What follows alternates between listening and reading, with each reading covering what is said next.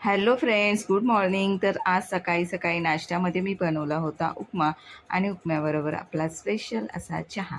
तर नाश्ता उरकून घेतला आणि नाश्ता उरकून झाल्यानंतर मग घरातली आपली बरीचशी कामे राहिलेली असतात ती उरकून घेतली. ती कामे उरकता उरकता जवळजवळ मला वाजले 12. त्यानंतर मग दुपारचा स्वयंपाक आणि मग दुपारचा स्वयंपाकही मी उरकून घेतला.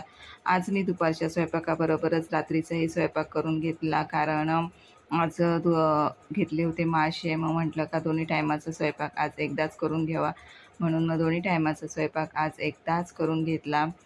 छान असे चांद पापलेट आले होते आणि ते चांद पापलेट घेतले, अर्ध्याचा रस्सा केला आणि बाकीचे फ्राय केले. आणि मग बराच वेळ स्टिचिंगचं काम केलं दुपारचं जेवण वगैरे उरकून झाल्यानंतर. आणि या पिशवीमध्ये जे कपडे मी पॅक केले होते ते आमच्या बिल्डिंगमधल्याच एक मावशी आहेत त्यांचे होते.